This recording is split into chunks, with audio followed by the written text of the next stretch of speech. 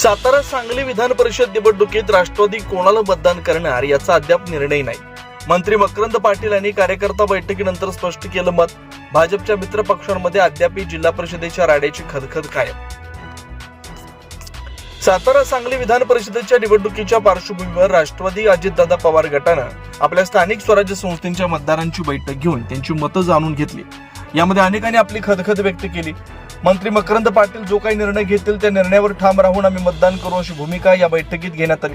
त्यामुळे येणाऱ्या सातारा सांगली विधान परिषदेच्या निवडणुकीसाठी राष्ट्रवादी काँग्रेस कुणाला मतदान करणार याबद्दलचा अद्याप निर्णय होऊ शकला नसल्याची माहिती खुद्द राष्ट्रवादीचे नेते आणि मंत्री मकरंद पाटील यांनी प्रसिद्धी माध्यमांशी बोलताना दिली।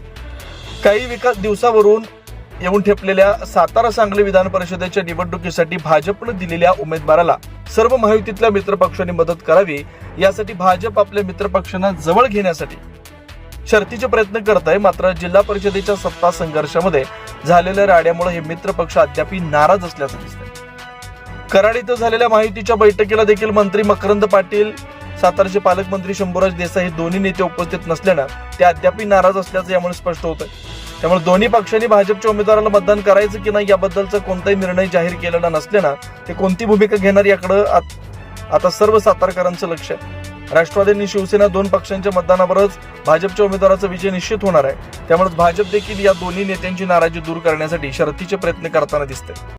आजची बैठक ही पहिल्यांदा तुम्हाला सगळ्यांना जिल्ह्यामध्ये कल्पना आहे की जे काही मागं घडलं या घटना या अनुषंगानं असणाऱ्या मतदारांच्या भावना ह्या तीव्र स्वरूपाच्या होत्या।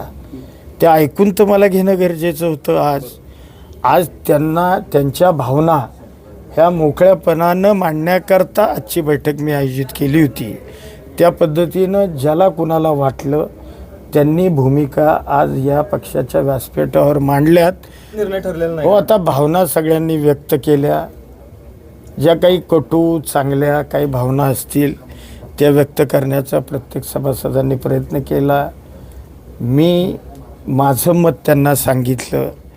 त्या पद्धतीनं त्यांनी सगळ्यांनी एकमुखानं निर्णय घेतला की निर्णय जो काही उद्या घ्यायचा आहे तो निर्णय एकमुखाने मकरंद पाटलांना आपण हा अधिकार आबांना देऊ।